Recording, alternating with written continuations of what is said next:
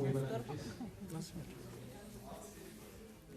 La editorial de la Universidad de Rosario agradece a la autora María Alejandra Medina Cartagena por darnos la oportunidad de realizar el conversatorio de su libro Humor Político Audiovisual en Colombia, de los gloriosos años 90 de televisión a Internet como alternativa. Libro perteneciente a la colección de ópera prima de la Universidad de Rosario, investigaciones destacadas, donde la universidad les brinda la oportunidad a los estudiantes de materializar sus tesis a través de una publicación. María Alejandra, periodista y estudiante de la Universidad de Rosario, colaboradora en portales como voterien.com, rutasdelconflicto.com y muchas otras. Hizo parte del equipo de investigación y redacción de la plataforma sobre arte y conflicto armado promovida por el Centro de Memoria Histórica. Asimismo, agradecemos la presencia del doctor Juan Carlos Rincón, abogado y profesor de la Universidad Javeriana, creador de La Puya, Las Igualadas, la red social del Espectador, donde también es coordinador de la sección de opinión. Y por último, agradecemos a Eduardo Arias, super agradecidos, periodista desde 1980, ha trabajado en diversos proyectos de humor con Carlos Trollet. En la década de los 90 fue argumentista de los programas de Sociedad y Cuarto. Y en años recientes se ha desempeñado como caricaturista de radio. ¿Qué es el humor? Hay muchas definiciones. Una breve historia con un efecto cómico al final, que provoca risa. Parece una fácil definición. ¿Qué es el humor político? Puede ser descrito como un humor hecho a partir de la actualidad y la realidad nacional e internacional, con un trasfondo netamente político. Los diferentes programas en sus emisiones, además de las páginas exclusivas, se encargan de hacer este tipo de humor utilizando elementos característicos de la vida política. Otra posible definición es la capacidad de poder criticar a todos los poderes y los poderosos por igual sin condescendencias, la cual se debe poder hacer sin censuras en Colombia y en el mundo. El humor político en televisión emergió y vivió su época dorada en la década de los 90, hasta que su principal exponente, Jaime Garzón, fue asesinado. Este trabajo de grado buscó indagar por qué, a pesar de nuevos productos, herramientas en la crítica política con humor que surgieron en el país, no ha encontrado una estabilidad en la televisión y de hecho desapareció por completo en la televisión abierta nacional y privada entre 2013 y 2016. Los dejo con el presidente. Bueno, buenas noches a todos, muchísimas gracias por haber venido. Ya en efecto acá estamos presentados, entonces arranquemos. Una cosa que hemos hablado, la idea es que sea una conversación entre los tres, pero si en algún momento ustedes quieren participar, tienen alguna pregunta, están invitados a levantar la mano y podemos participar. Si quieren, como se trata de un libro de humor político, pues me parece importantísimo que arranquemos de una definición de qué es eso, más o menos como qué es humor político, cómo se delimita y cómo se diferencia de otros tipos de géneros periodísticos. Entonces, pues Alejandra, que es la que escribió el libro, cuéntanos un poco cómo fue esa definición de humor político para tener el objeto de la tesis. Bueno, pues primero que todo, buenas noches, muchas gracias a todos por estar aquí, muchas gracias Juan, Eduardo, y a la editorial de la Universidad de Rosario por este evento. Pues sí, me parece muy pertinente empezar por ahí. El humor político, pues como yo lo defino en el libro, es como entre los linderos del género periodístico de opinión, una forma de expresión de este género. Como su nombre lo indica, pues humor político, el humor hace reír, pero la particularidad de este humor político es pues que no necesariamente hace reír a todo el mundo, porque pues toca fibras, se mete con el poder, critica el poder, entonces si bien sí comparte como esa naturaleza con el humor que hace reír, que puede hacer reír, pues se mete en el poder y tiene pues un sentido crítico inherente. Eduardo, usted ¿cómo entiende su humor político cuando estaban haciendo su sociedad? Había como una definición de lo que se podía hacer, lo que ya no era humor, sino era otro tipo de comentario. Buenas noches a todos, gracias por estar acá. Pues yo pienso que el humor político, como es básicamente opinión. Muchas veces el humor político no genera risa o pone a pensar a la gente. Yo pienso que el humor en general tiene como una característica que es la capacidad de unir dos cosas aparentemente inconexas de alguna manera, que al unirlas provoca risa. Entonces yo pienso que el humor político tiene un poco esa, pues obviamente generalmente está muy cercano a esa definición, generalmente es algo inesperado, pues ustedes lo hacen, puede ser una ironía, puede ser unir dos cosas completamente a primera vista nada que ver, como un caso que yo cito muchísimo, que es una caricatura de Ricardo Rendón en la que aparece él con una cantidad de patos muertos de una especie que ya se extinguió, el pato pico de oro de la sabana de Bogotá, y Cortés Vargas con una cantidad de obreros de las bananeras muertas, y el texto dice: presidente, yo maté 100, y le responde el presidente Abadía Méndez: esto no es nada porque yo maté 200. Aparentemente dos hechos que no tienen nada que ver, que es la visión del presidente Abadía Méndez por la cacería de patos y la masacre de las bananeras.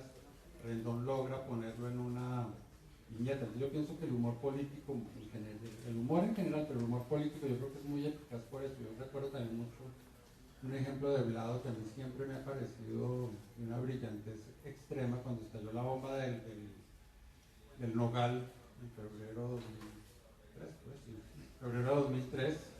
Acaba de morir el cuentista guatemalteco Monterroso, que era famoso por su cuento mínimo, miniatura, que dice: y cuando despertó el dinosaurio todavía estaba ahí. Entonces Blado en una sola viñeta puso algo como homenaje a Monterroso, puso el texto del cuento, pintó un dinosaurio en el que le apareció un letrero FARC, y Uribe, que en esa época era muy famoso porque metía valeriana y estaba recién posesionado, y había esa imagen de que Uribe era el que trabajaba porque la valeriana y todo. Entonces salía como Uribe despertándose de su sueño de valeriana. Entonces Blado en una sola viñeta logró unir 3 o 4 hechos de este fin de semana de una manera brillante. Yo pienso que el humor político es como esa capacidad que hay de tomar dos temas aparentemente inconexos y ponerlos en una sola viñeta, y obviamente pues yo estoy completamente de acuerdo que el humor político es ante todo opinión, ¿no? Está en la misma categoría de una columna de opinión. Yo conceptualmente llegué tarde al humor político, porque incluso cuando estábamos armando la puya, obviamente nuestros referentes eran Jaime Garzón, los gringos como Jon Stewart, gente que hacía comedia y que hacía reír. Y una de nuestras frustraciones es que nosotros sentíamos que no podíamos hacer reír. Es como que yo no sé contar chistes, yo no sé hacer sketches, eso no es nuestro fuerte.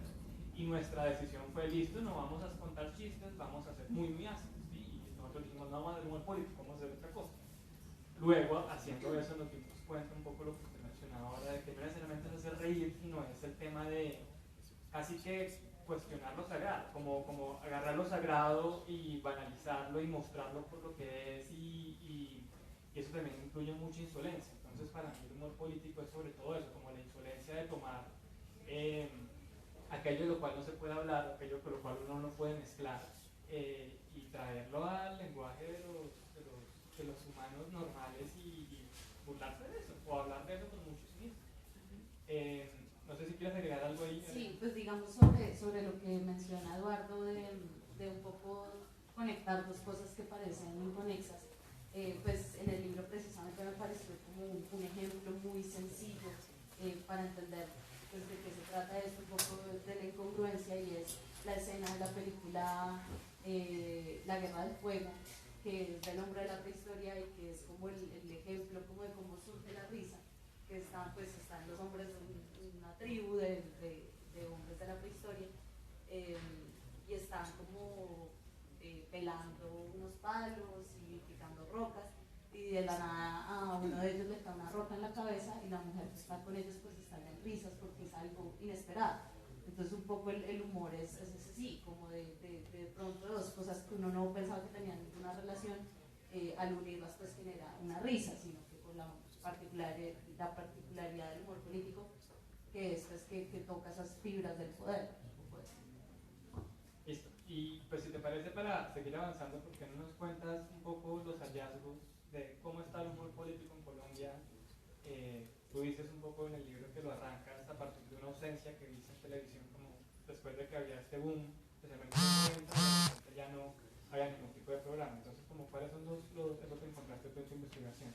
Sí, bueno, pues digamos a manera de anécdota, la investigación surgió porque un día leyendo pues me puse a pensar en que cuando yo era chiquita, yo soy del 92, yo recordaba muchos noticieros. Entonces yo, bueno, porque había tantos noticieros, 24 horas, NI, muchos otros, UAP, bueno. Y cuando me hice esa pregunta, pues solamente recordaba RCN y Caracol y un par de personas que veían CNI Noticias 1, que pues en ese momento siento yo, eran menos populares que ahora.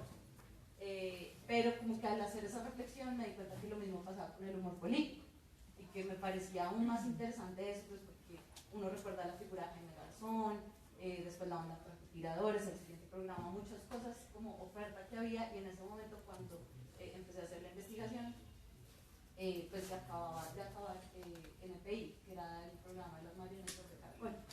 Entonces, bueno, fue como encontrarme que pues no había ya ni siquiera poca oferta, sino que había oferta nula de humor político. Entonces fue preguntarme un poco por eso, de a qué se debía, y pues fue como una coincidencia muy afortunada que yo entré al periódico El Espectador y empecé a cubrir, pues llegué a la sección de economía y empecé a cubrir telecomunicaciones, el sector de telecomunicaciones. Y conforme yo iba haciendo las entrevistas, iba haciendo un poco la investigación, me fui dando cuenta que de pronto lo que podría sonar muy anecdótico que me decían los entrevistados empezaba a tener un poquito más de fundamento al ver lo que yo cubría en mi diaria labor periodística. Entonces, las posiciones de televisión, el espectro radioeléctrico, el mercado de la pauta, o sea, un montón de cosas con las que yo me empecé a encontrar también y que fueron alimentando el libro a tiempo. Entonces fue darme cuenta cómo pues a partir de lo que decían los entrevistados, que son básicamente libretistas, directores, realizadores de estos programas, un poco decir, pues cuando en 1998 nace la televisión privada en Colombia, pues empieza a regir un poco el modelo del rating, de la utilidad, de hacer televisión rentable, y pues de pronto un producto muy político no lo es tanto, porque pues es un producto particular en el sentido de que las personas cuando lo ven tienen que estar un poco informadas de la coyuntura nacional para poder entender el chiste y reírse. Entonces es un ejercicio un poco más complejo que ver una telenovela, ver un reality show. Entonces se volvió un poquito menos sexy hacerlo, y siento que eso fue como el punto de inflexión a partir de lo que encontré en la investigación. Eso por un lado como los factores económicos. También por otro lado los factores políticos, que es la polarización por la que pues, cada vez está más el país. Digamos que esas posiciones tan encontradas, tan extremas, también hace poco sexy hacer el humor político, porque la gente dice, bueno, si yo hago un chiste contra Uribe, entonces todos los que están con Uribe van a pagar el televisor, o sea, porque ese es el nivel de polarización en el que estamos. Entonces también la polarización política no juega a favor de este género. Y eso tiene también mucho que ver con otro hallazgo ya un poco más de fondo del libro, y es pues bueno, cómo hacer humor político. Y es un poco, bueno, si usted no quiere caer en esa polarización, si no quiere que la gente le apague el televisor, pues dele palo a todo el mundo, y así pues, a todo el que es papaya, a todo el que se lo merezca, critique, no se guarde nada y hágalo, y así también va a ganar un poco de credibilidad. Y bueno, todo esto lleva, después de ya lo que tiene que ver con la televisión, pues entonces el humor político no se acaba, sino que pues encuentra espacio, oportunidades en algo tan grande como Internet. Un poco eso es como a donde lleva toda la investigación. Pues porque nadie lo sabe. Sí, yo quiero que hablemos un poquito de un punto que hace Alejandra en el libro que acaba de mencionar, y es polarización y darle palo a todo el mundo. Y me parece, ahí me gustaría preguntarle, hablar de una cosa, y es, yo ahorita siento que hay como una pugna por apropiarse de la imagen de Garzón. Siento de todos lados como Garzón ya no es per se un personaje polémico, sino pues, hasta el punto que RCN le hace una novela que yo creo que eso dice pues mucho sobre cómo ahorita Garzón es un referente para un poco todas las coreanas. Pero cuando en La Puya nosotros sacamos un capítulo, siempre hay el que nos dice estúpidos desmermelados, soldados santistas, bla, o mamertos guerrilleros, bla, o lo único que nunca nos han dicho turistas, pero básicamente nos han acusado de ser idiotas útiles de corrientes. Entonces, una pregunta que yo tenía es, ¿cómo era esa reacción de la gente cuando ustedes hacían sociedad o en los productos en los que han estado después? ¿La gente sí se da cuenta que ustedes le dan palo a todo el mundo o cómo funciona eso? En la época de sociedad, pues, el país vivió una etapa más o menos como feliz, no diría feliz de felicidad, pero como optimista, ¿no? Que sociedad fue entre el año 90 y 93, entonces la constituyente, la séptima papeleta, Carlos Vives y la provincia, la música colombiana triunfa en España, Colombia va a ganar el Mundial del 94, había como una especie de euforia, incluso la estrategia de Caracol, qué gran película colombiana.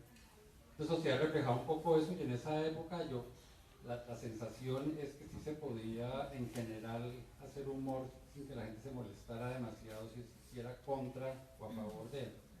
De hecho, cuando arrancó Sociedad, pues nosotros los que estábamos en el proyecto pensábamos, bueno, de pronto este programa lo cierran en 15 días, porque pensábamos, hacía rato que nadie se burlaba con nombre y apellido y cédula del poder de los presidentes. A Hugo Patiño lo habían censurado en el año 81 el gobierno de Turbay por hacer imitaciones de Pastrana, López, imitaciones en las que ni siquiera se burlaba sino de la manera de hablar, pero decía cualquier cosa, ¿no? De hecho, una lotería, que hubo un extra de la lotería Bogotá y Medellín, algo así, él hizo las imitaciones de López para promover esa lotería.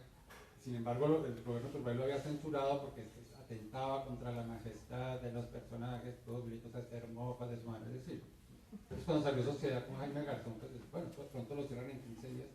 Y en ese momento pasó algo que era que no, el humor político comenzó les pareció bueno, muchos políticos decían, bueno, buenísimo que se burlen de nosotros. Y yo pienso que en esa época de Sociedad no había eso que se ve ahora. En la época de CUAC, Proceso 8000, ya empezaba a haber como una polarización entre los conspis y los amperistas, y eso hacía que ya se mirara como es decir, yo puedo hacer chistes a favor, o yo acepto el chiste si es a favor en contra de mis antagonistas, pero no tanto si es en contra del mío. Pero eso indudablemente ha crecido muchísimo en la época, pues el CUAC obviamente era el comienzo de eso, pero en esta época sí es absolutamente así. Es decir, de hecho, pues voy a poner el ejemplo me dicen Wally, cuando de pronto le da por hacer algún comentario contra Petro, le dicen, ay, yo creí que usted era chévere. Es decir, es una cosa como si el humor fuera propaganda, como si el humor político fuera militante, como lo había sido de pronto en los años 50, 60, cuando los caricaturistas estaban al servicio de la línea editorial del periódico. No ve las caricaturas, no todas, pero la gran mayoría de las caricaturas eran de un periódico conservador como el Siglo, eran caricaturas en favor de los conservadores, pues eran del tiempo en favor de Lleras Restrepo, de Lleras Camargo, se burlaban de Álvaro Gómez mucho, eso lo pintaban como un monstruo, estoy hablando de Chapete, y de pronto, entonces eso sí pasaba en esa época, de pronto un poco pienso yo, con Martínez Salcedo, el papá del fiscal, que fue un gran humorista, aunque él no hacía humor contra personajes concretos, sino más como contra estereotipos de la sociedad. Como que empezó el humor a abrirse más, y Jaime Garzón, pues obviamente se burlaba y por igual de Gaviria, de Pastrana, de las FARC, el CUAC pues ni se diga. El CUAC es un programa mucho más fuerte desde el punto de vista de la opinión política que sociedad. Antonio Morales era un libretista mucho más, es decir, había un rigor, comillas, periodístico mucho más marcado en CUAC que en sociedad. Sociedad era como más, comillas, de humor de variedades, donde tocaba humor político bastante a menudo. Y la frase que decía Morales, pues el año que yo trabajé, es decir, hay que hacer que de papaya tenga. Esto no es de que si yo soy de izquierda o de derecha, que si yo voté por el que votó no voté. Pues eso para mí siempre ha sido fundamental en el humor. Es decir, que no hace humor para únicamente atacar a los adversarios. Yo no creo, pero yo pienso que en este momento es casi que imposible hacer humor sin que no se le caigan 40 o 50 o 60 en gavilla, porque osaron meterse con el dios pues no voy a citar dioses porque para qué, el dios de cada uno de los 3 o 4 dioses que hay ahorita en la política colombiana. ¿Y por qué cree usted que es importante que no seamos militantes? O sea, como eso es esencial para lograr hacer humor. Pues yo pienso que eso es lo que distingue, en mi opinión, eso es lo que distingue a un humorista de una persona que está al servicio de una causa o al servicio de... Es decir, es un poco lo... Es decir, uno mira la trayectoria de los grandes humoristas y para eso recomiendo la lectura, no sé si todavía se consigue ese libro que salió hace como unos 10 años, de María Teresa Ronderos, que se llama 5 en humor. Ese libro ella escogió 5 humoristas de la historia colombiana y ella dijo en el prólogo que escogía 5 que se caracterizaron por algo, que hacían humor independientemente de sus convicciones o creencias políticas. Ellos, que son Rendón, Klim, Jaime Garzón, Blado y Osuna. Esos 5 fueron los que escogió ella. Que decía, son humoristas que atacan al poder con nombre propio, no solamente genéricos. Obviamente hay muchos más humoristas en Colombia que han hecho eso, ¿no? Cuando escribió el libro María Teresa, pues Matador estaba apenas surgiendo y bueno, ha habido otros grandes humoristas, para eso es muy recomendable leer la investigación que hizo la maestra Beatriz González sobre la historia del humor en Colombia, que se consigue en el Banco de la República, que fue una exposición, el libro resulta en exposición. Y lo que dice María Teresa, estoy completamente de acuerdo, es que el humorista tiene que ser una persona absolutamente independiente como humorista, incluso de sus propias convicciones. Es decir, eso hablando un poco de lo que yo hice con Carl Troller en la revista, pues sí, yo voto por el polo democrático, yo he votado por Robledo, pero cuando el polo daba papaya, ahí iba el chiste contra el polo, sin importar, no es como yo voté por el polo. Pero ahorita, honestamente lo digo, y lo confieso, a mí ya me da susto en Twitter poner cosas, así sean medio irónicas, que se refieran a Gustavo Petro. A Gustavo Petro, ¿se llama? Gustavo Petro, sí. Pero uno dice, no, si pongo esto, seguro me clavan que soy un no sé qué, no sé cuánto. De pronto con Uribe sí no me cuesta tanto trabajo, pero realmente es lo que usted dice, es una circunstancia en la que cualquier cosa que uno diga se convierte como si fuera un ataque, como si fuera una posición política irreductible, y yo pienso que los humoristas deben ser, decir, ¿quién dio es decir, lo que dice Antonio, yo cito mucho a Morales, porque Morales yo creo que es una persona que tiene muy claro en la cabeza y a mí me aclaró muchos conceptos. Y él dice, es que el humor es quién dio papaya hoy, no quién que me cae bien o quién que me cae mal, quién dio papaya. Entonces a ese hay que hacerle la pieza de humor, porque lo que él dice es que el humor es, otra frase de Morales, que yo creo que es bien importante para esto del humor político, es que el humor consiste en demostrar que el poder es risible, es decir, eso se sabe desde los tiempos de Shakespeare con sus personajes, bufones, Falstaff y todo eso.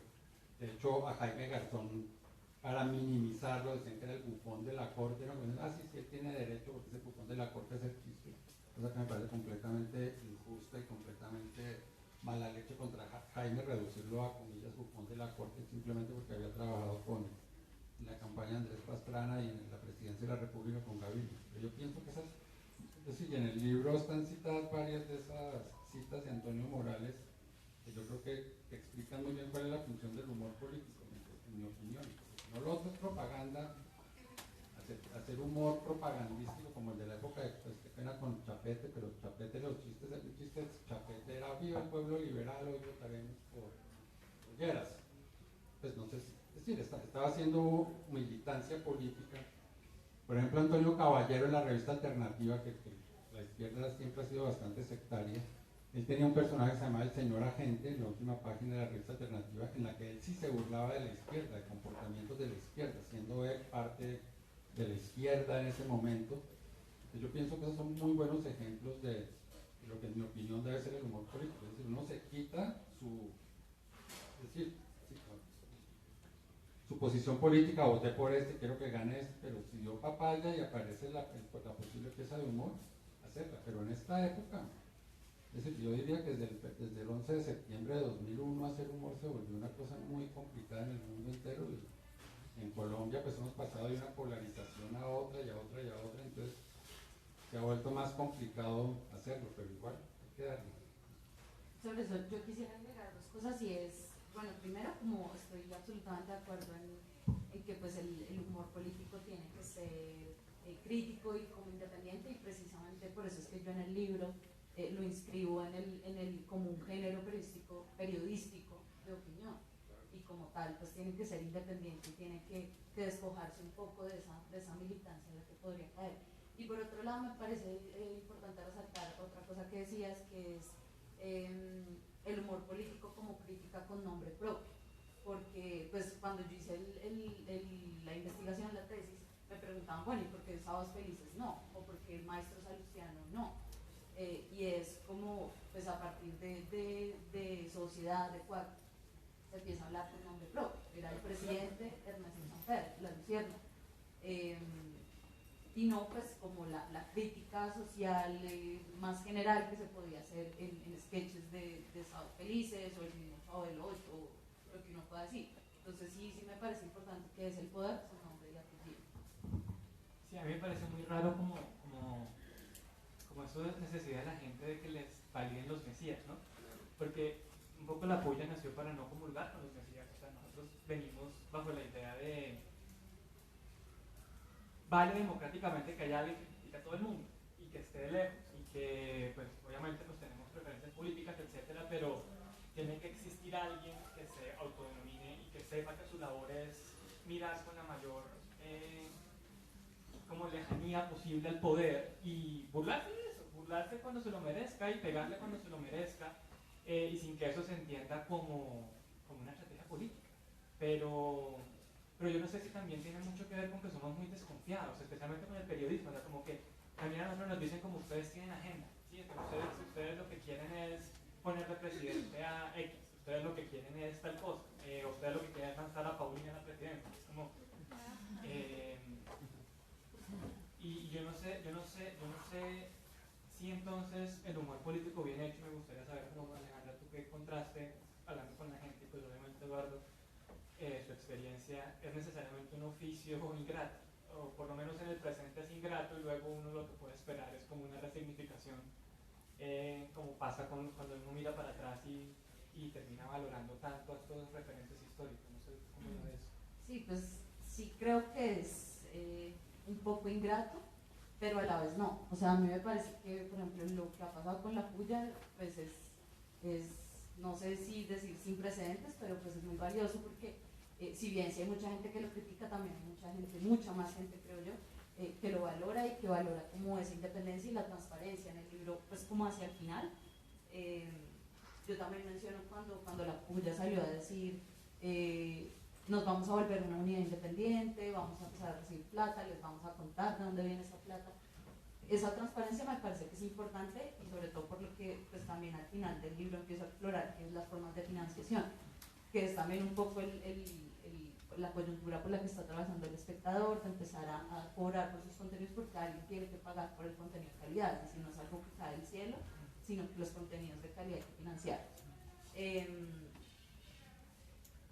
Sí creo que es ingrato y sí creo que, por ejemplo, el entorno en el que estamos, de las fake news, de que ya como esa misma libertad que nos dio Internet está jugando en nuestra contra también, pues porque cualquiera puede salir a poner en su blog lo que quiera, las fake news, y la gente incluso sabe que lo que está leyendo es mentira y no le importa, o la cadena WhatsApp, pero como es afín a sus creencias y es afín a lo que le gusta y no lo incomoda, pues decide recibirlo y decide quedarse con esos mensajes. Pero yo sí creo que pues no hay que desfallecer en ese esfuerzo, pues seguirlo haciendo y seguirse legitimando, precisamente dándole palo a todo el mundo. ¿Cuál es el éxito del humor político? O sea, como uno cómo sabe que logró hacer una buena pieza de humor político. No, ni idea. Pues es fácil, sí, me le voy amigo, no. No, yo creo que es más fácil verla en otros, pues, es decir, que lo que uno hace, ni idea, pues yo realmente siempre dudo mucho de lo que hago, entonces como que no estoy muy seguro del todo si quedó bien, si no quedó bien. Yo he tenido, pues he hecho libros con Cartroller y cuando uno está haciendo un libro y lo corrige, uno a la tercera ya le sabía cacho el maldito chiste y el maldito libro esta huevona que no importa. Y sale el libro y uno como que uno lo pone ahí como en una inseguridad absoluta, esto no tiene nada de chistoso, seguramente no le va a gustar a nadie, pero con el humor de otras personas es mucho más fácil detectar eso. Yo pienso que el humor es como, el éxito del humor yo creo que es entablar como un diálogo con la persona que recibe la pieza. Entonces, yo tengo la idea que una buena pieza de humor política es la que pone a la otra persona a participar, como que el chiste no va completo, el chiste lo termina uno en la mente del, ya sea lector o televidente o la persona que lo oyó por radio. Es decir, yo lo comparo con todo lo contrario a jugar un partido de tenis con, no sé, estos que servían como unos Tim Curry, o esos tenistas que servían a punta de haces y servicio y golea a la red, o sea, y ganaban puntos. Todo lo contrario. Yo creo que el humorista es una persona que sirve de una manera lo suficientemente suave la pelota para que la persona que recibe la pieza pueda contestar. Y todo lo contrario, tratar de hacer un ace, es como cuando el novio y la novia, yo te la pongo fácil, ¿no? Te sigo pasito para que tú puedas contestar y jugar y bolear más tiempo. Yo lo veo que es un poco eso. Es decir, una pieza humorística yo nunca siento que sale completa de la página, sino que se termina de elaborar como en la mente de la persona. Y por eso el humor político, y en general el humor, yo creo, es decir, hasta el humor más costumbrista, llamémoslo así, o el humor en situaciones de tapping, de todas maneras yo creo que las personas terminen como armando la pieza en su mente.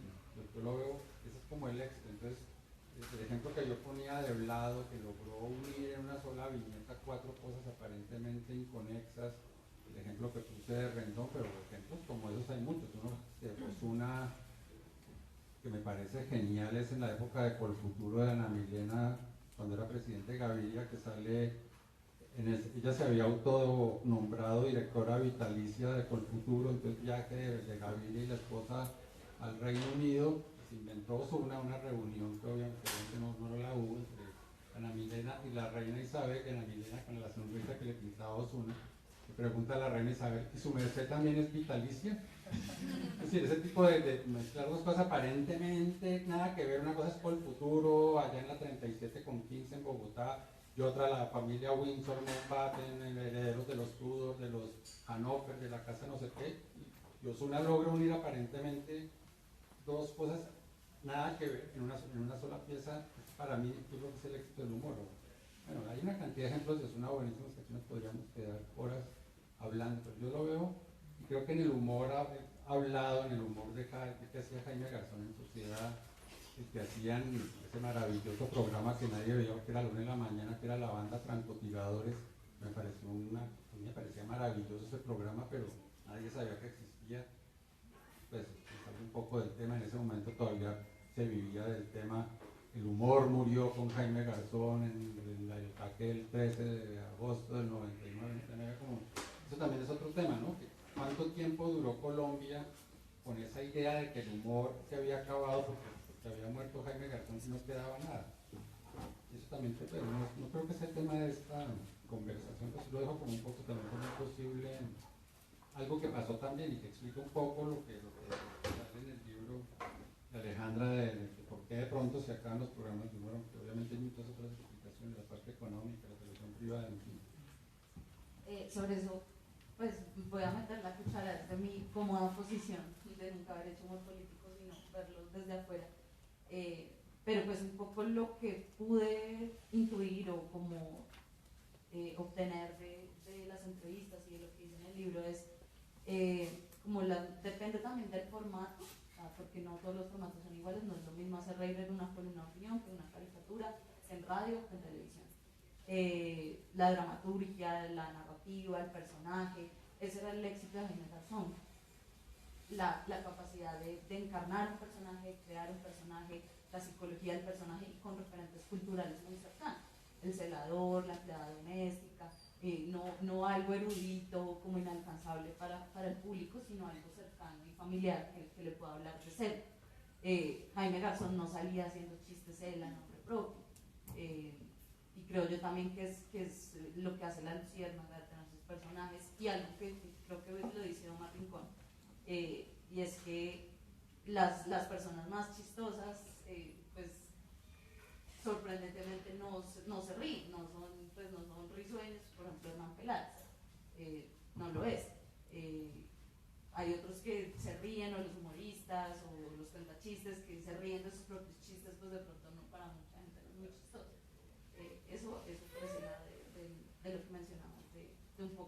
factor de éxito de una pieza muy política. Sí, y ustedes ya lo han mencionado un poquito, pero algo que se explora mucho en este libro son cuáles son las características particulares del humor que lo diferencian de otros formatos y que lo hacen un poco lo que usted dice, como un servicio suave que la gente le pueda contestar.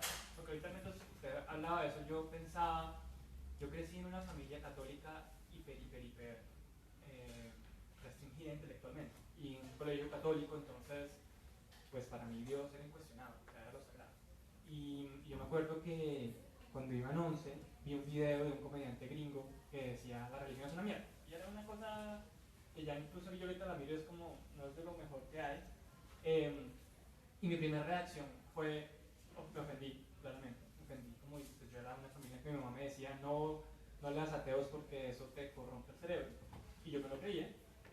Pero la idea se me quedó porque era el chiste, ¿no? Entonces uno volvía al chiste y el chiste y el chiste y eso luego terminó abriéndome a mí las puertas intelectuales para cuestionar un montón de cosas. Entonces, yo creo que si no hubiera sido un comediante, si no hubiera sido, no sé, un ensayo académico o algo, yo no lo hubiera recibido tan bien. Entonces, no sé si quieres hablar un poquito como esas características del humor que lo diferencian de los otros formatos de opinión y que lo hacen tan bueno y tan útil. Sí, pues bueno, yo creo que eso fue como de base lo que escogí cuando escogí el tema, y es no solamente humor político, sino humor político audiovisual. Entonces, pues como ya decíamos un poco al principio, pues el humor político, además de hacer reír, pues tiene como un poco la labor informativa de dar el contexto para que la gente se pueda reír del chiste, y pues el chiste va sobre los poderosos, trata de los poderosos y de atacarlos un poco. Nada más empático creo yo que la risa. Entonces, si yo hago reír, pues genero de pronto o logro calar de una forma en la que probablemente no lo lograría con una columna escrita, no de humor. Y por otro lado, yo escogí el formato audiovisual, pues porque es el que es más fácil de digerir. Yo prendo el televisor y ya estoy ahí. Pues en un país como Colombia, en el que pues, los índices de lectura no son muy halagadores, que pues la gente no lee, algo así como el 40% de las personas no lee un periódico nunca en su vida. Pues me pareció que el humor político, y bueno, también que un país donde todavía hay tasas de analfabetismo y otra serie de cosas, pues el humor político y en particular el humor político audiovisual me pareció un formato muy especial, y el humor político audiovisual en la televisión privada, que pues es la que más consumimos. Entonces creo yo que es como ese alcance que tiene el humor, el formato audiovisual y pues en un país como Colombia. Y hay que pegar siempre para arriba, es decir, siempre a los poderosos, porque por ejemplo, pues uno podría decir que María Fernanda Cabal hace humor político cuando le pega a las madres de Bacha, cuando lo que uno veía plantear en últimas casi que parecen chistes, ¿sí? Es como esta gente está mintiendo, esta gente está armando una farsa, esta gente eso, pero ahí yo siento que ella está pegando hacia abajo y tal vez por eso esa comedia pierde un poco de la empatía que menciona Alejandro. No sé usted cómo lo ve ahí. Pues yo pienso que burlarse de los débiles es muy fácil, ¿no? De los que no se pueden defender. Pues obviamente ese es un humor, pues, no voy a criticar, pues no voy a decir no está bien, pero muchas veces el humor colombiano que llamamos costumbrista, le hace Montecristo, Sábados Felices, muchas veces incluso el humor que hacían a veces Martín y Santiago pues Martín de Francisco y Santiago Moure, era como a burlarse del oyente que llamaba por la emisora, pero cuando le salía gallito fino el oyente, si les cortaban el teléfono, ¿no? Se acababa el chiste porque le habían respondido. Eso pasó una vez, me acuerdo y me dio bastante, dije, bueno. Entonces, por burlarse de los débiles es muy fácil, ¿no? Entonces el coqueto, el negrito de Puerto Tejada, el pastuso. Es decir, ahí uno se está burlando, no sé si desde el poder o desde dónde, pero se está burlando de una persona que no se puede defender. Ese es como el primer paso de lo que usted dice, mirar para abajo. Hay un segundo nivel, que es el que hacía, a quien yo admiro muchísimo y me enferma que le digan a su hijo fiscal Salustiano que es una falta de respeto con Martínez Salcedo, que a semejante hijo lo comparen con semejante maravilla de humorista que fue él, pero que era el humor que, como decía, no está dirigido a un político en particular, sino al estereotipo, ¿no? Contra el burócrata, contra el político corrupto, ¿no? Que era un poco también lo que hacía Clima Currutia, no sé si algunos de ustedes se van a acordar de Clima Corruptia, que era un personaje creado por Jaime Santos, ¿no? Que era un político, que era una especie de arquetipo del político típico de ese momento, el mismo Torniel Caramillo en Yo y Tú, que era como el político lagarto representado por Otto Greifenstein, y de pronto aparece este humor en que no, ya es Jaime Garzón o el mismo Hugo Patiño, así no está haciendo una mofa del discurso del político, pero sí de la figura como tal, y ya es Julio César Turbay Ayala, Alfonso López Miquelsen, Andrés Pastrana, Misael Pastrana, y bueno, personajes, ahora, ¿no? Que es lo que hace también la Luciérnaga y los imitadores que aparecieron a partir de Jaime Garzón y Díaz Salamanca con el boom de la Luciérnaga, que es decir, hasta las emisoras de Tropical y Rock, todos tenían imitadores políticos, es decir, una emisora de salsa tenían sus programas de la mañana, imitadores imitaban a los políticos. Esto fue un boom gigantesco que hubo en los años 90. Yo pienso que ahí sí ya la cosa es distinta, porque ahí sí se está atacando al poder, uno se está metiendo con los poderosos, se está metiendo con un general, se está metiendo con un político.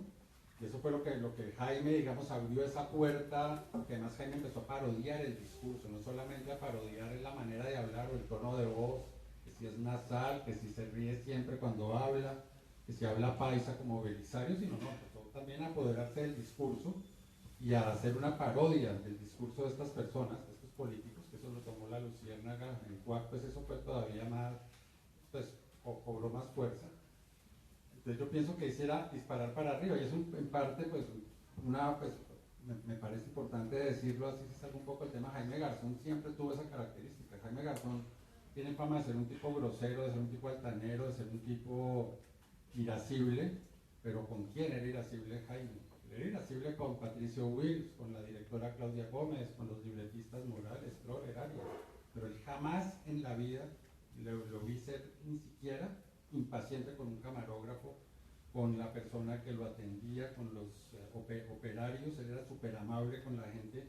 Él consideraba que es decir, su actitud que podía ser, ¿cómo llamarla? El Alzheimer, sí, esa actitud que de pronto esté no tan altanero que es Jaime, era con gente superior, pues que estaba más arriba que él, o en el peor de los casos a nivel de él, pero él nunca era altanero con la gente que estaba por debajo. Él no llegaba con ciertas veces de la televisión al set de la telenovela a putear pues al camarógrafo, a putear a la maquilladora, todo lo contrario.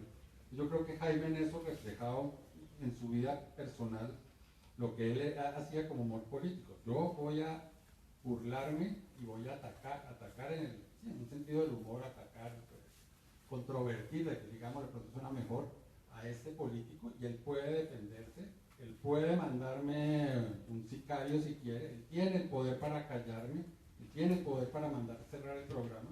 Pues creo que ahí ese humor es mucho más valiente, me parece a mí, porque es muy fácil burlarse pues, de los que no pueden defenderse, o de los que no tienen nombre, o de los que, sí, me voy a burlar de los emboladores, ya, de los emboladores tal cosa, y cómo se defienden los emboladores de ese ataque. Quería hacer una pregunta, ¿no?, para los dos. Y es, bueno, el humor político ataca a los poderosos, los critica, se mete con ellos. Pero quería preguntarles cómo hasta qué punto creen que el humor político es inofensivo.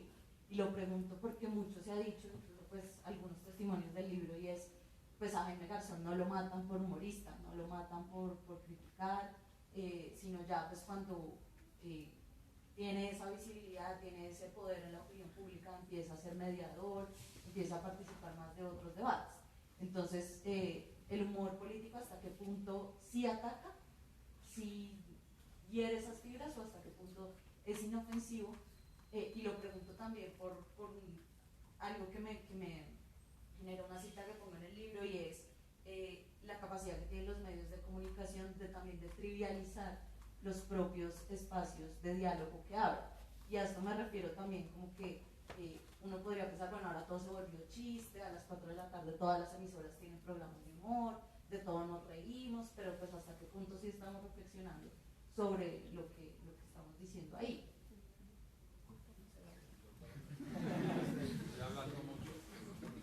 Está buena esa pregunta. O esa es tu misma experiencia en la puya. Sí, está buena porque en la puya claramente nosotros salimos por sangre siempre. O sea, una frase que a mí me encanta y es: yo nunca soy ofensivo por accidente. O sea, nosotros claramente a veces salimos a ofender, y cuando salimos a ofender lo hacemos con un propósito, y obviamente siempre parados bajo la idea de que la libertad de expresión, como la queremos ver protegida en Colombia, incluye la ofensa, siempre y cuando sea los poderosos. Digamos, yo ahí sí me pego un poco a lo que decía Eduardo, de a mí no me sirve salir a pegarle a alguien que no me puede pegar. Tal vez el momento más orgulloso de esta corta carrera que hemos tenido, y también el más temeroso, es cuando sacamos un capítulo hace una semana sobre Uribe, en el cual todas las personas que nos querían nos escribieron: ojo que lo van a matar. Y no porque estoy glorificando el tema del matar, sino porque lo que eso me dice es: pues cumplimos el propósito de tocar las tensiones que la gente nos estaba tocando, ¿sí? Dicho eso, yo sí creo que en Colombia muchas veces se cometen errores porque se bromea sin tener en cuenta la responsabilidad que hay detrás. Es decir, cuando yo salgo a decirle a Uribe lo que le digo, cuando yo salgo a burlarme de Ordóñez como nos burlamos de Ordóñez, o cuando salgo a burlarme de Iván Duque por ser lazarillo de las azucareras, y entonces luego Coca-Cola amenaza con cerrar El Espectador porque pues ajá, Coca-Cola es el dios. Ahí esto viene después de un proceso mental consciente de todas las consecuencias. Y yo sí creo que muchas veces en Colombia se hace humor sin tener en cuenta eso. Simplemente es humor porque esto suena insolente, o esto es divertido, o esto es tal cosa. Es un debate que nosotros tenemos mucho en clase en libertad de expresión. Es que la libertad de expresión proteja el derecho a ofender no significa que tú tengas que salir a ofender en cada momento, ¿sí? Entonces un medio como Charlie Hebdo, con el cual pues yo evidentemente salgo a marchar para acompañarlos, porque si tú sacas una pistola ya perdiste el debate, pero ya si tú no sacaste la pistola, yo creo que sería un debate interesante esto que estás logrando ofendiendo a 1 billón de personas que creen en esta religión, colocando al profeta en una posición indecorosa, ¿sí? Yo sí creo que muchas veces la ofensa libera, porque a mí me liberó, ¿sí? O sea, que un comediante gringo dijera: la religión es una mierda, y que eso para mí en mi casa jamás hubiera pasado, a mí intelectualmente me liberó, y yo sí creo que en últimas el humor tiene que ser un salvavidas para la gente que está oprimida.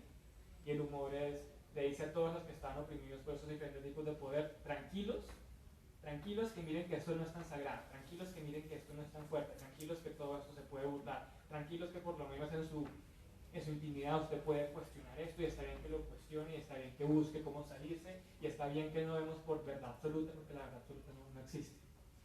Pero sí tenemos que ser responsables, porque en efecto pues las palabras matan, o sea, y el prejuicio mata, y los discursos de odio matan. Entonces si nosotros salimos a hacer un discurso, por ejemplo, contra los venezolanos, que es lo que estamos viendo ahorita en Colombia, contra estos discursos constantes de los políticos, que se burlan de los venezolanos, y que son prostitutas, y que son malos, y que bla, bla, bla, bla, bla, además de la ignorancia sobre el trabajo sexual, ¿no? Pero pues no me voy a poner acá feminista. Son discursos que generan violencia, y más en este país. Entonces la palabra claramente tiene un poder de ejercer violencia, y claramente el humor no es inofensivo. Y de hecho yo sí he visto muchas veces que en Colombia se usa el humor para terminar de patear al que está en el piso, y eso no podemos permitir. No sé si quieras. La primera pregunta era lo de... Pues hasta qué punto es realmente inofensivo, porque pues dicen que a Jaime no lo mataron por sus opiniones o por su humor, sino por haber ya usado esa visibilidad para meterse en otros terrenos, un poco más. Bueno, yo pienso, en el caso, pues, voy a coger como a Jaime de ejemplo, a ver, para tratar de contestar la pregunta. Bueno, primero cito a Ricardo Rendón, que decía que el humor son dardos revestidos de miel, palabra más, palabra menos. Es decir, como que en el código humor se aceptan cosas, ¿no? Y yo voy a citar aquí una idea pues, del músico Frank Zappa, que él decía que el arte es lo que está dentro de un marco. Entonces, si usted se come una zanahoria en su casa, pues está comiendo una zanahoria. Pues usted se la come frente a un micrófono en Teatro Colón y dice que a continuación vamos a ver la obra del compositor contemporáneo XX, o creo que era John Cage, que se llama Hombre masticando zanahoria. Usted ya la puso en un marco que se llama arte. Así no le gusta, así le parezca absurdo, pero ya está en el marco de la obra de arte. Con el humor pasa un poco eso, ¿no? Que el humor mete en un marco que se llama humor cosas que dichas fuera de ese marco del humor pueden parecer ofensivas y peligrosas por aquello de los dardos de miel. Entonces, como estamos en un programa de humor, yo me estoy burlando de usted, usted tiene que tener el suficiente sentido del humor para sentirse halagado de que yo me haya tomado el trabajo de burlarme de usted, porque de alguna manera le estoy diciendo que es importante. Bueno, me lo puedo inventar, no sé si es así, pero digamos que más o menos por ahí la cosa, pero eso dicho en una columna seria se vuelve un problema. Yo creo que el humor en sí, volviendo a la pregunta de pues, si mataron a Jaime, yo siempre me gusta pensar que los humoristas somos como en la cadena trófica, los buitres, las aves carroñeras, las hienas. Nosotros necesitamos que, pues voy a poner un ejemplo, nosotros necesitamos que la revista Cambio destape los escándalos de agroingreso seguro para que se vuelva Vox Populi el término Uribito, y ahí llegamos con cual gallinazos los humoristas a burlarnos de Uribito. ¿Por qué? Porque los humoristas necesitamos que la opinión pública ya sepan de qué estamos hablando. Nosotros necesitamos, los que hacemos humor, que ustedes sepan de qué les estoy hablando. Si yo descubro un cheque o un desfalco y hago un chiste, no sé de qué les están hablando. No, yo para hacer el chiste del desfalco necesito que o Holman Morris en la época de Contravía o Daniel Coronel en su columna, la unidad investigativa del Tiempo o Semana o el medio que sea, convierta en noticia ese desfalco para que yo, el gran humorista, parezca después hacer el chiste. Entonces, desde ese punto de vista, creo que los humoristas no somos demasiado ofensivos, porque estamos hablando o burlando de cosas que ya se saben en general. Estoy generalizando y un poco caricaturizando y eso hay que tomarlo, es decir, no es que siempre sea así, pero por lo general el humorista actúa sobre cosas que ya se saben, porque lo necesitamos. ¿Sí? No sé, es un ejemplo que pongo siempre. Si ustedes van no sé, me pasó a mí una vez que fui a Sudáfrica, Ciudad del Cabo, el Museo del Apartheid, y era lleno de caricaturas sobre la época del Apartheid, y el guía tenía que explicar, mire, ese señor es fan de no sé qué, que fue que en el año 48 hizo tal, y el chiste muere. Incluso ese chiste que les contaba al principio de Abadía Méndez y el coronel Cortés Vargas, cuando yo lo pongo en charlas que hago de humor, la gente no se ríe. ¿Por qué? Porque la gente no tiene la referencia. Es decir, vagamente algo le dice las bananeras, no tienen ni idea quién era Abadía Méndez, porque ya no dictan historia, o si lo dictaron, esa referencia de que cazaba patos es completamente de la vida cotidiana de él, no forma parte pues, de las obras que hizo él. Entonces el humor necesita un poco de eso. Entonces yo creo que, volviendo al caso de Jaime, a Jaime lo mataron, lo dice Antonio Morales, cuando dejó de ser un personaje de ficción, o sea, se salió del marco del humor y pasó a la vida real. A la vida real, cuando pasó con Heriberto de la Calle en un noticiero, porque ya no es disfrazado de Andrés Pastrana, sino está caracterizando a un personaje de ficción, pero le está diciendo en un noticiero de televisión que está en el marco, esta es la realidad, esto sí es verdad, esto no es mamando gallo, esto es en serio, es un noticiero, lo dirige Yamida Más, por tocar más señas, el gran periodista. Y en tiempo real le está preguntando a un político de verdad, no a Diego León Hoyos disfrazado de otra cosa, sino al político de verdad le está preguntando, ¿usted se robó la plata? Eso ya es distinto que hacer un chiste sobre Gaviria López, ¿no? De pronto el man le contesta sentado aquí mirando el embolador, no, Jaime, yo no me robé la plata, pero por dentro, qué libertad, me las va a pagar, no se queda así. Y volvemos a lo que decía Alejandra, Jaime Garzón empezó a meterse en temas de la vida real, no solamente Heriberto, negociaba con secuestrados, había una cantidad de cosas de que estaba pasando dentro de ese mundo tan complicado y complejo que es, y obviamente, pues, eso le agregamos que Jaime era una persona absolutamente chicanera, que le encantaba hablar de todo lo que hacía, todo, desde que consiguió un carro hasta que estaba de amigo de Margarita Rosa Blanco, todo eso lo contaba desparpajadamente, y también decía, no, se conoció a un secuestrador, conoció a un guerrillero, conoció a no sé qué, y seguramente Jaime conocía muchísimas cosas que estaban pasando con tráfico de secuestrados, y ya era un objetivo, este man habla mucho, sabe mucho, hay que bajárselo. Eso lo mostraron muy bien en la serie Garzón en los primer capítulo y medio cuando muestran la muerte. Y le queda claramente dicho por en RCN, ¿no? RCN Televisión, el canal de la Gurisa, queda claramente dicho que el DAS da la orden a Castaño de que asesinen a Jaime, que no le dé la oportunidad de hablar con él, sino que lo maten ya, que eso ya es una orden que está dada. Pues Jaime obviamente lo mataron porque hizo cosas en ese mundo real que seguramente las había hecho en la ficción de Cuac, de Sociedad, el programa que tuvo Lechuza, su obra de teatro Mama Colombia, cuando iba a narrar toros a la Plaza Cañaveralejo y hacer chistes, incluso cuando hacía chistes en Radionet, ya era un personaje de la vida real, ya no era una imitación, ya no era Jaime en el papel de... Entonces ahí es donde el humor, de pronto en el caso de Jaime, no lo mataron. Es decir, yo tengo claro que no lo mataron por humorista, por haber hecho cine, porque sabía cosas que se ponían en entredicho o en peligro, no sé, personajes del ejército, eso sí no tengo ni idea en particular de quién. Entonces yo pienso que el humor, que acá retudos me volví yo, bueno, porque la segunda pregunta también me parece fundamental, y es una cosa que yo siempre me pregunto. Nosotros los humoristas en últimas terminamos trivializando, volvámoslo chiste todo. Esa pregunta me la hacen a menudo y yo siempre contesto, mire, sabe que no sé.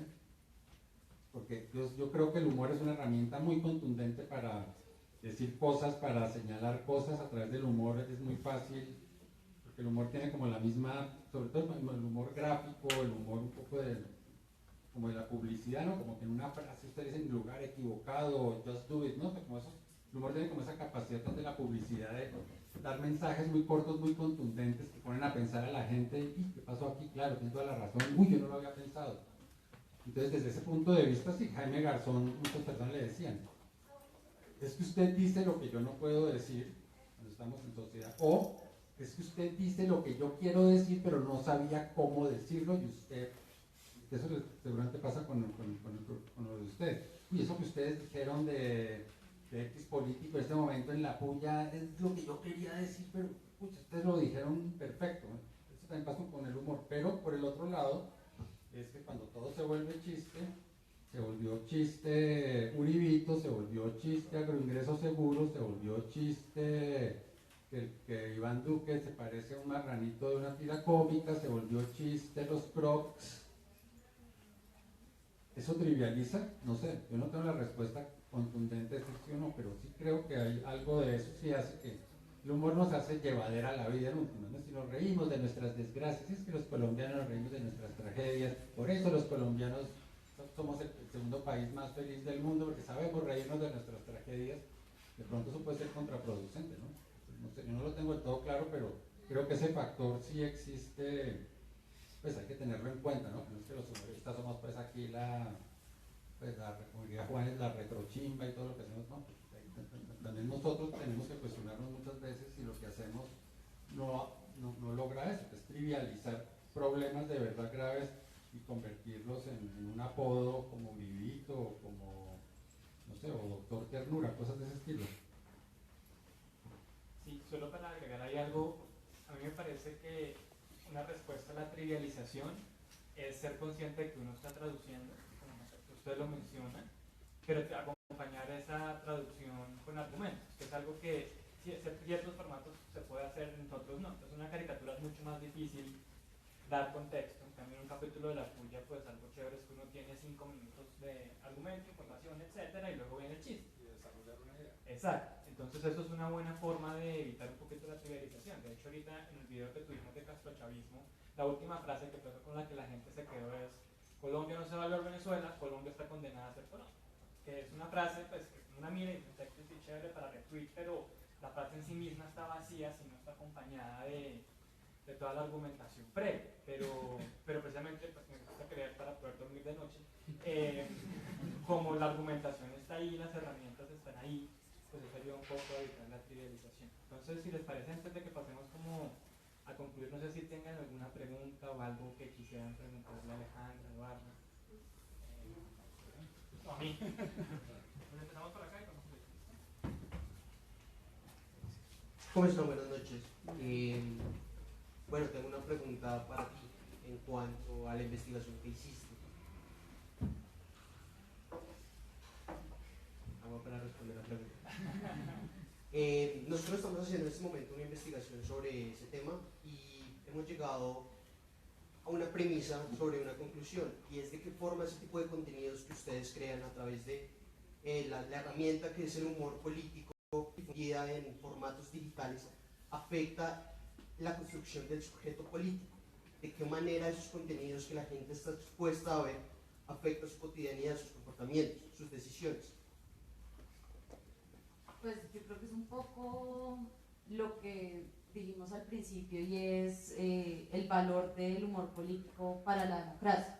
Digamos, no solamente poder decirlo y poder expresarlo sin que me censuren, ya dice mucho, sino también usar el humor político como vehículo, como dice Juan, para informar, como para dar ese contexto y para generar la reflexión. Entonces yo creo que pues eso sí entra en tensión un poquito con lo que estamos hablando ahorita de si se trivializa o si por el contrario lo que estamos haciendo es generar una reflexión efectivamente, pero yo sí creo que como el género de opinión es muy importante y pues por algo existe y es para expresar esas opiniones, las opiniones que de pronto están inscritas dentro de una comunidad que piensa de determinada forma, que contrasta con la de otra comunidad u otra forma de pensar, otra postura, y pues al final es el televidente o el lector el que decide. Sí, yo eso quiero agregar algo que me parece muy importante del humor, y es que el humor, visto ya en perspectiva histórica, tiene una importancia muy grande, eso no lo habíamos hablado. Es decir, es tan importante para entender cómo fue el final de la hegemonía conservadora, los documentos, las notas de prensa, los anales del Congreso, las caricaturas de Ricardo Rendón, porque muestran un contexto. El humor de todas maneras refleja cómo pensaba la gente, cómo respondía la gente ante determinadas circunstancias, cuál era el estado de ánimo de la sociedad, ¿no? Por eso pues, los historiadores, hasta donde tengo entendido, le están dando mucha más importancia ahora no solamente a los documentos, a los decretos, a lo que salía en la prensa, sino también a la historia cotidiana, ¿no? Es común ver historia de la mujer de la humanidad, desde la vida cotidiana de las mujeres, por poner un ejemplo, o la historia oral. Ya los historiadores están prestando mucha más atención a cómo vivió X señora que ahorita tiene 90 años el 9 de abril. Es tan importante para la historia como el discurso de Gaitán o lo que dijo en el Palacio de la Carrera el presidente Ospina Pérez cuando llegaron los líderes liberales a pedirle el poder, etcétera, etcétera. Y con el humor pasa mucho eso. El humor muchas veces es un reflejo que históricamente tiene un valor muy grande, y yo creo que en el presente de alguna manera también, porque más allá de que sí, estamos trivializando, ¿no? Estamos volviendo todo chiste, muchas piezas de humor no hacen reír. Es decir, uno a veces hace reír, pero si ustedes miran las caricaturas de Vlado, Ozuna, el mismo Matador, muchas de esas caricaturas no generan risa, no provocan risa, provocan indignación, ponen a pensar, como por el ejemplo que ponía usted cuando le dijeron que el catolicismo no hay que tomarlo tan en serio, cambian el rumbo. Es decir, uno de los primeros, cuarto, quinto de bachillerato, eso que viene siendo ahora como 10º grado, ¿no?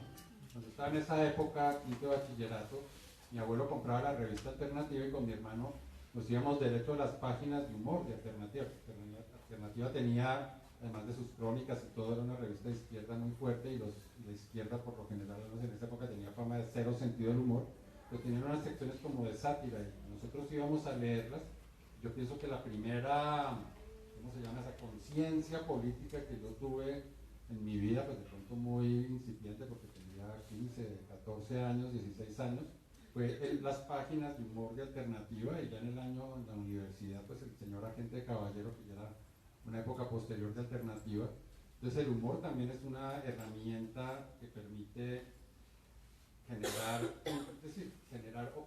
generar opinión como una columna de opinión, hace que las personas tomen partido, vean las cosas no solamente como la presenta la televisora, el noticiero, la noticia de prensa, sino esos puntos de vista. Yo creo que el humor sí tiene también esa importancia, es decir, el humor y el humor político, es decir, de hecho, porque la gente anda pendiente de que salió la antología de Ozuna, la antología de Vlado, la antología 30 años de historia en la carrera de no sé qué humorista, porque en últimas ahí está plasmada un punto de vista importante y fuerte cuando se trata de humoristas que tienen cierta trayectoria de la historia, en el caso concreto de esos que cité, de la historia reciente de Colombia. Buenas noches. Quería hacerte una pregunta y una reflexión a partir de tu libro, cuando insistes, o bueno, a partir de las entrevistas que haces, en que es bastante costoso hacer humor político y que pues a la vez a la hora de medirlo contra el rating no genera tantas ganancias y los canales por eso muchas veces no lo incluyen dentro de su programación. Cuando existe financiación por parte de poderes económicos, en este caso, por ejemplo, ahora que está Voz Populi, Canal Caracol que pues pertenece a un grupo económico importante, ¿qué tanto puede perder en ese sentido legitimidad la construcción de ese discurso de humor político? Y ya relacionando un poco con Juan Carlos, el tema de dónde está el límite del humor y de la opinión de la puya con la del espectador particularmente, que también yo sé que lo contesta un poco en el libro, pero ya personalmente me gustaría como saber un poco más de ese tema porque, digamos, se habla, desde el principio de la conversación hablan un poco de la importancia de la independencia en ese sentido. Bueno, pues sobre la primera pregunta, yo creo que es un poco la misma tensión que existe con el periodismo como tal, o sea, como un todo. El hecho de que el espectador sea el Grupo Santo Domingo o que RCN sea Ardila Lule es como un poco la misma tensión, y eso sí es, pues creo yo, desde mi experiencia, desde lo que he vivido yo, eso va muy marcado desde los directores, desde los líderes, desde cómo marcan sus límites, de esta barrera no la pasamos. Pues por ejemplo en mi caso, que yo he cubierto telecomunicaciones, pues todo lo que tiene que ver con concesiones de televisión, con el negocio de la televisión, pues claramente ahí pues uno podría pensar hay un conflicto de interés. Creo yo vuelvo a lo que decíamos al principio de la transparencia, ser transparentes. Por ejemplo pues en los artículos que yo hago, al final siempre es importante recordar el espectador es del mismo grupo de medios que Caracol, pero yo sí creo que eso va muy marcado por los líderes, por quien está en la dirección, por decir yo no voy a permitir que esto como proyecto periodístico se deje permear por esas cosas, pero yo sí creo que es como cada caso muy particular. Las líneas editoriales pues son muy diferentes, bueno, no muy, pero sí tienen diferencias. Entonces, pues en el caso de Voz Populi, pues para el libro yo hablé 2 veces con Jorge Alfredo Vargas. La primera vez, pues cuando no había nada en televisión, y pues él decía que bueno, que NPI no se había acabado porque se hubiera vuelto incómodo, que era como un poco el chisme de pasillo que había, sino pues porque se había vuelto pues difícil de ubicar en la parrilla, era costoso, que el país estaba poco reflexivo, decía Dago García, que después pensaron hacerlo por temporadas, pero que salía muy costoso, que porque las marionetas eran muy caras, y que los que las manejaran y los de maquillaje, no sé qué, que salía muy costoso. Después, pues, cuando ya estaba terminando la investigación y salió Voz Populi, entonces pues lo volví a llamar, como, oiga, ¿qué pasó? Si ve que sí se puede. Entonces él me dijo que sí, que era algo que los directores querían como darse la pena por eso, pero pues si ya como funcione por dentro no puedo como tomarme el atrevimiento de decir qué pasa, pero yo sí creo que va muy de mantener la independencia que el periodismo debe tener, y pues yo creo que internet es muy importante ahí precisamente porque pues permite emprender proyectos independientes que igual necesitan financiación, es decir, si yo pues voy a hacer algo, pues necesito pagarlo, en lo posible buscar aliados que o compartan intereses conmigo o que puedan tener nada que ver, porque yo pongo ahí el caso de Susana y Elvira, pues que la pauta es un champú, o sea, como buscar ese tipo de salidas. Yo creo que en internet es más fácil, y en televisión o en medios tradicionales creo que es como la misma tensión que existe y el mismo debate que existe de pertenecer a grandes grupos económicos, pero de nuevo pues creo que va muy marcado en los directores y en los líderes y como la posición que toman los periodistas. Sí, Alejandra ya vio el panorama general y es más o menos eso, contexto muy puntual sobre la pública. Nosotros semana a semana decimos, bueno, ¿a qué anunciante vamos a emberracar hoy? Y porque yo sí creo que el humor bien hecho necesariamente incomoda. Y la buena suerte que hemos tenido es que tenemos un director, como dice Alejandra, que es Fidel Cano, y él es un pararrayos. Entonces él dice, él nos ha dado total libertad, es como, hagan. No les vamos a mentir, evidentemente la gente luego presiona y pide que nos saquen. Entonces el ejemplo más claro fue cuando hicimos el de bebidas azucaradas, que Coca-Cola llamó y dijo, les vamos a quitar la pauta, y no solo el espectador, sino a Caracol. O sea, solamente a los armaditos del espectador, que somos los chiquitos, sino le vamos a quitar a los grandes. Pero Fidel básicamente dijo, pues a la mierda. ¿Sí? Pero vean que eso no es rentable. O sea, en última, si Coca-Cola quita la pauta, pues tenemos un gran problema. Y esto, como dice Alejandro, no pasa solamente en humor, pasó cuando don Guillermo Cano se enfrentó a todo el gremio antioqueño por denunciar casos de corrupción y le quitaron la pauta y así se va el espectador y desde ahí el espectador ha tenido problemas económicos. Sí. Pero por lo menos nosotros hemos sido muy independientes, a veces irresponsablemente independientes, porque hemos pisado callos que tal vez hubiera sido mejor para Fidel que no los pisáramos. Sobre cómo financiarlo, pues acá es cuando yo vengo y les hablo del evangelio del crowdfunding, y es, yo sí creo que el futuro tiene que estar en que los usuarios financien este tipo de cosas, y en internet está la plataforma, pero para eso todavía falta. Pero si la gente, por eso también esto es importante, que la gente entienda por qué tenemos que proteger este tipo de contenidos que no se van a financiar, o sea, Postobón no nos va a votar, ya, listo, pero entonces ustedes deberían ayudarnos o por lo menos tener en cuenta de que si les gusta un proyecto, ayuden a financiar. ¿Quién sigue? Espérate acá y luego.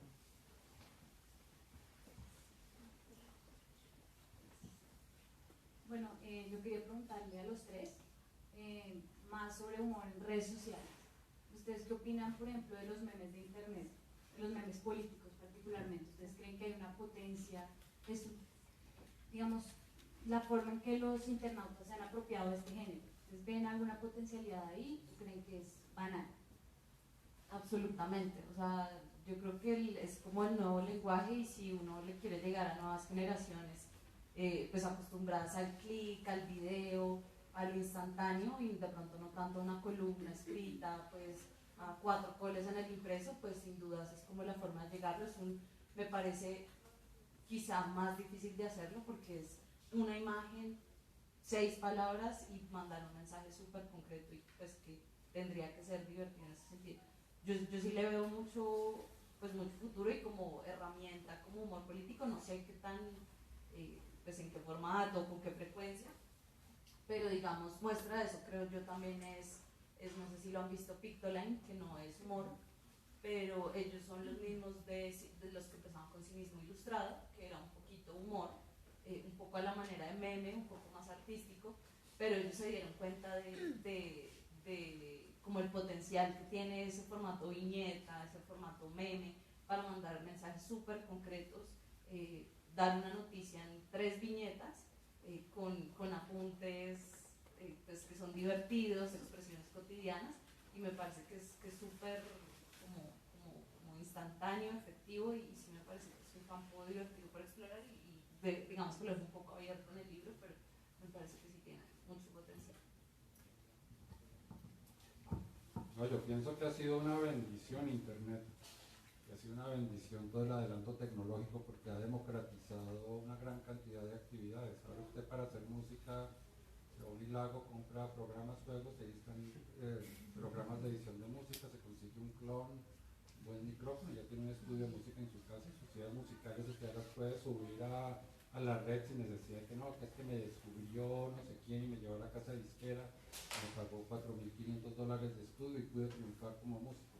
Y con el humor pasa exactamente lo mismo. A mí me tocó una época en que yo tuve la infinita suerte de caerle bien a María Elvira Samper y de no haber cerrado Control en una revista que teníamos que se llamaba Chapinero. Una cantidad de trabajos a mí me salieron fue por Arias el de Chapinero, otro el de Chapinero, por eso nos llamaron a Sociedad.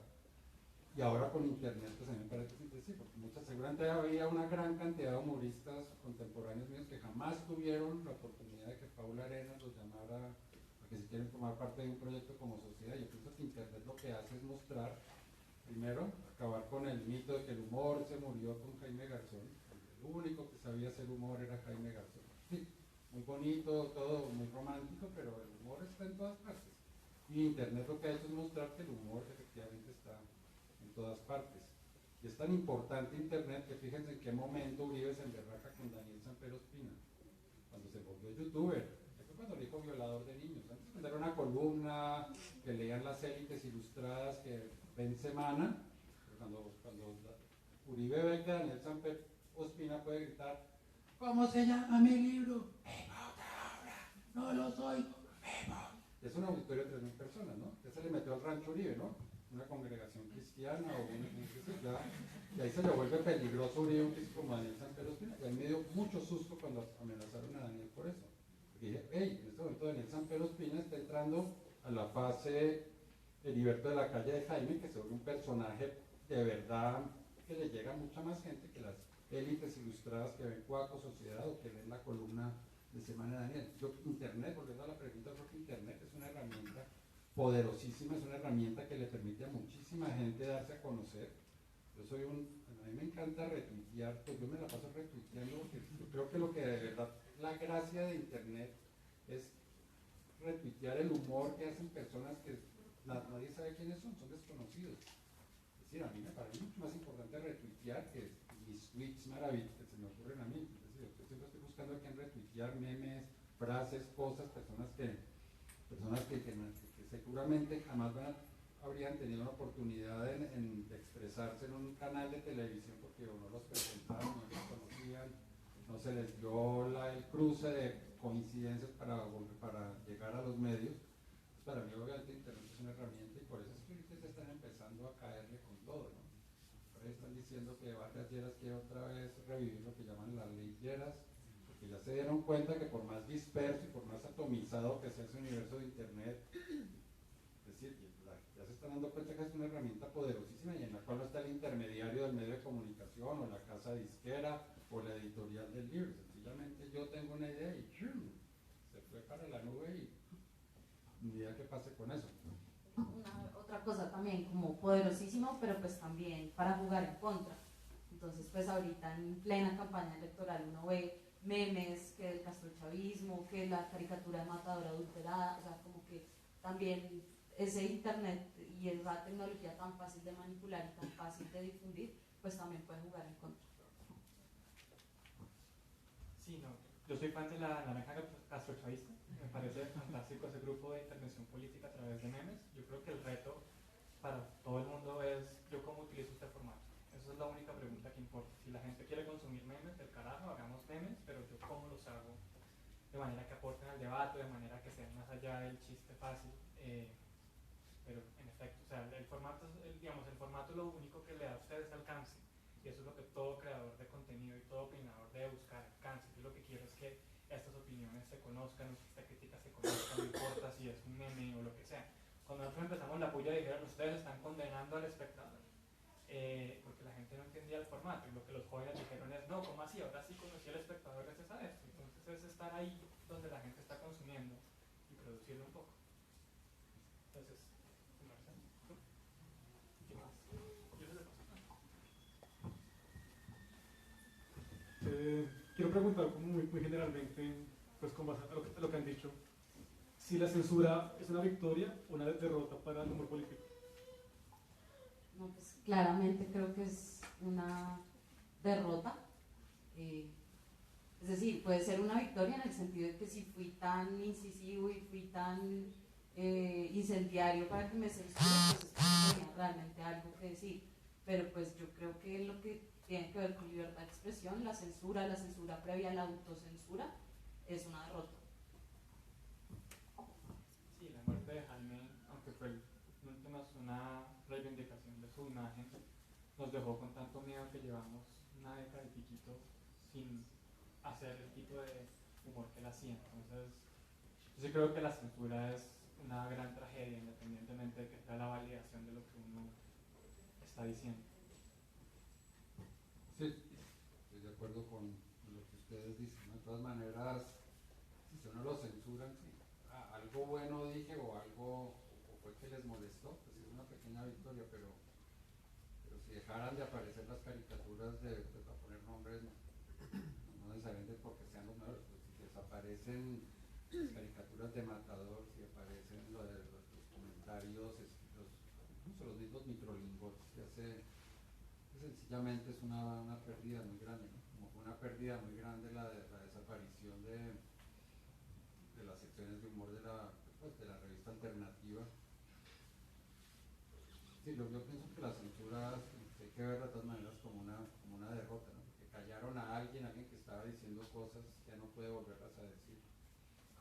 Sobre eso, no sé si, pues, si alguien más tiene algo que decir o acá, pero un debate que hemos tenido mucho en el periódico es como la cultura súper políticamente correcta en la que pues estamos, ¿no?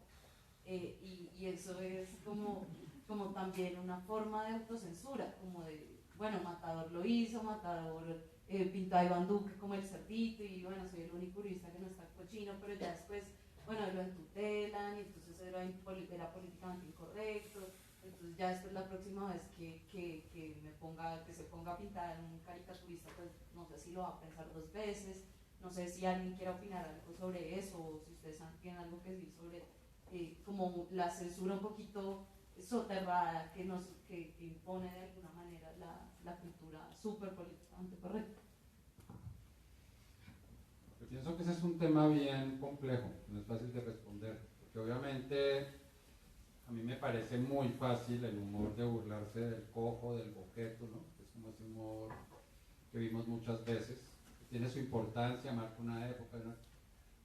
Entonces uno dice, sí, es un gran logro que ya sea políticamente incorrecto. Yo personalmente no soy amigo de hacer humor sobre rasgos físicos, pero la caricatura no existiría. Si no se hiciera burla del rasgo físico, la caricatura, por lo menos dibujada, no existiría. Y yo pienso que hay un contexto, ¿no? Porque cuando pintan a Iván Duque como un cerdito, pues yo, Eduardo Arias, no lo haría, pero hay un contexto, que es que alguien descubrió que se parecía físicamente a una caricatura de un dibujo animado, que no es un insulto, porque ese cerdito, hasta donde yo me acuerdo por lo que en televisión, era como querido, simpático, bueno, no era un criminal, yo no me acuerdo, ese era Porky, ¿no? Sí, era como buena persona. Entonces uno dice, pues no, yo no siento que ahí haya un insulto directo. Pero yo creo que con lo de la políticamente correctez sí puede haber un tipo de, es decir, ahora se volvió de moda el término terminado en nazi, ¿no? Feminazi, barranquinazi, tatinazi, uy, sí, los barranquilleros de 60 años, oye, tú eres cachaco, esas gafas tuyas son cachacas, los barranquinazis se puede hacer, están curiosos por llegaron al extremo alguna vez cuando Galván Rey superó el récord de valenciano de mayor goleador del fútbol colombiano. Hay en una página de Facebook barranquillera, histéricos. Tienen que poner a Valenciano a jugar 3 partidos para que haga 2 goles, para que... Es decir, una cosa completamente delirante, porque como así tú barranquillero, si le decían cachaco a Wellington Ortiz, yo decía, pero Wellington Ortiz cachaco, ellos tienen su manera de las cosas. No, pero digamos que si volviendo al tema de lo políticamente correcto, yo creo que es decir, yo veo que tiene su lado positivo, ¿no? Pues el respeto, porque volvemos a lo mismo, es que es muy fácil burlarse de las mujeres que son el sexo, hablo desde el punto de vista de la fuerza bruta, no de la inteligencia, ni del carácter, ni del temperamento, que es otro tema, pero las mujeres son débiles porque no tienen tanta masa muscular como los hombres, ¿no? Y su debilidad radica en que nunca, pues mejor dicho, podemos hablar de que no tenían voto, etcétera, etcétera. Entonces, me parece que desde ese punto de vista sí es importante que haya esa especie como de, yo no sé si llamarlo censura, o sí, porque entonces sería censura, difamario, y la difamación se supone que si alguien demanda a alguien por difamación no es censura.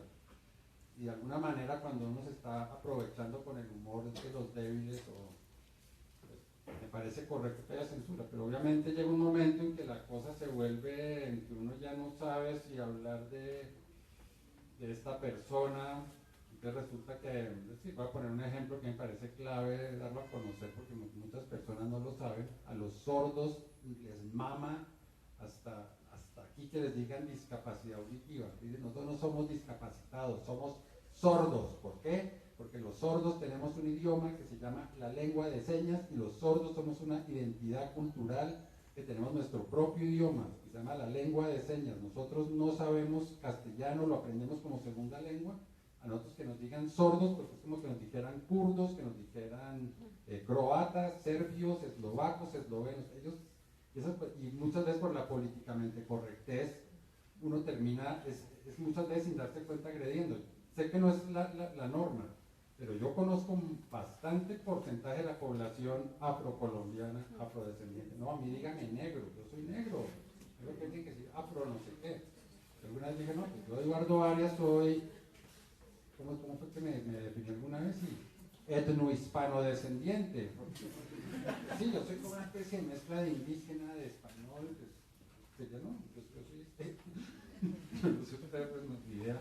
El tema, y a mí, por ejemplo, me encanta de la gente de la raza negra que nos dicen a nosotros no blancos, sino mestizos, lo cual es absolutamente cierto.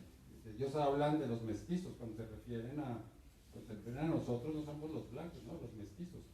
Y yo creo que también hay que mirar hasta qué punto ese exceso políticamente correcto, ¿sabes? También se convierte en una traba, pero en el caso del humor, pues no me lo han preguntado, pero lo digo yo, para mí,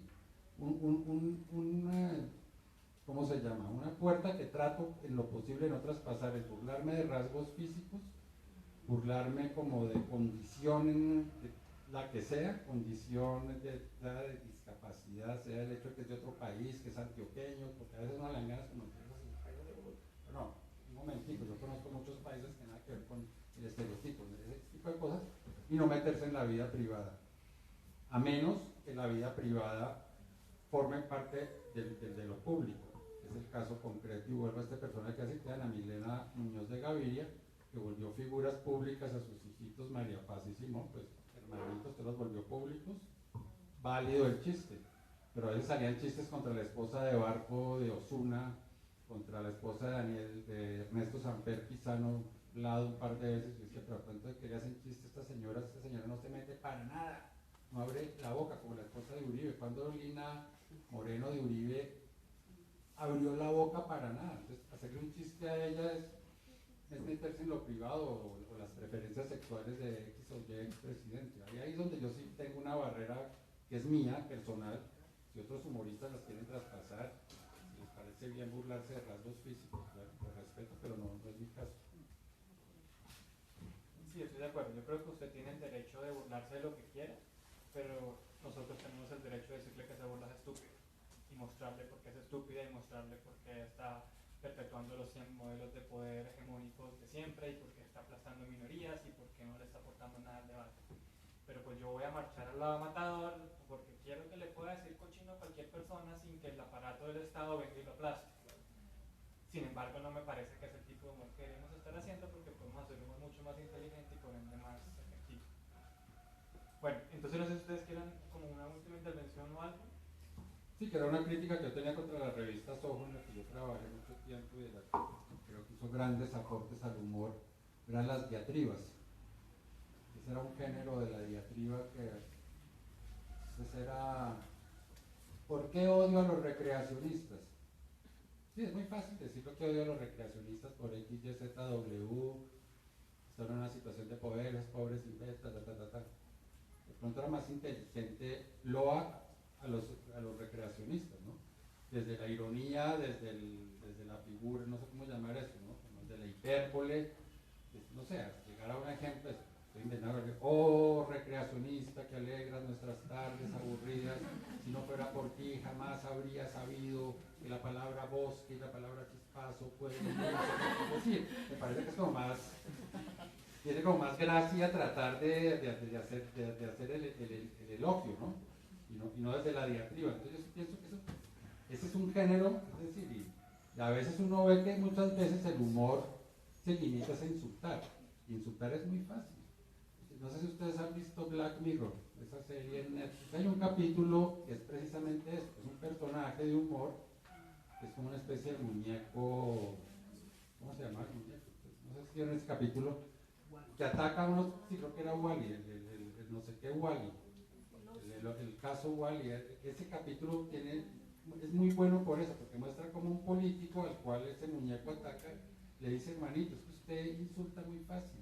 Y yo sé quién es usted, es una persona de 33 años que tuvo un fracaso como comediante, pero usted me insulta a mí, usted está escondido detrás de una máscara, usted no está argumentando nada, qué fácil es insultar, ahora que yo estoy diciendo algo usted me interrumpe para insultarme. Yo creo que ese capítulo de Netflix muestra un poco eso, ¿no? Que a veces el humor no es simplemente insultar, porque decir que X, Y o Z persona es un mediocre, porque es un mediocre, porque es un mediocre, porque es un mediocre, empezar a ir para arriba todas las groserías, es fácil, lo podemos hacer muy fácil. De hecho, yo lo he hecho muchas veces. Van a decir, yo aquí Eduardo Arias, pues no, yo lo he hecho muchas veces. ¿Sí? Yo hago ahí una especie de mea culpa también, porque es fácil hacer humor, yo no sé qué tan humorístico sea, no pasando simplemente del insulto, ¿no? Y de los adjetivos, ¿no?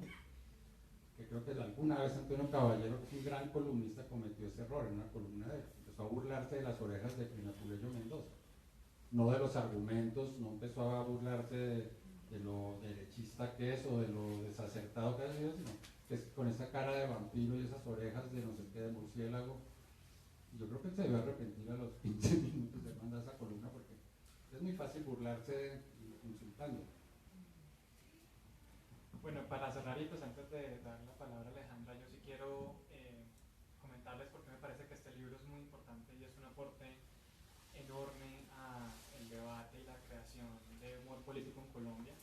Primero porque da una herramienta para el futuro y eso es mostrando de dónde venimos. Tiene un vacío, un poco lo que encuentra Alejandra es que sobre esto que es tan importante no se estaba haciendo historia, no se estaba recopilando y Alejandra hace un ejercicio muy juicioso de entrevistar a las personas involucradas, de contar lo que pasó y sobre todo de diagnosticar qué fue lo que salió mal y por qué ahorita no tenemos ese humor.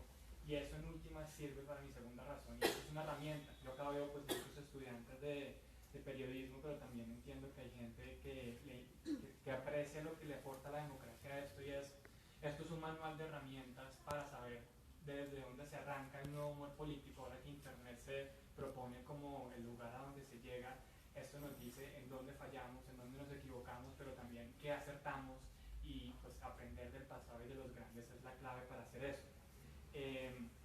También le da un lugar justo al género, un género que genera identidad, que crea identidad. Mucha gente comparte videos de Jaime Garzón, mucha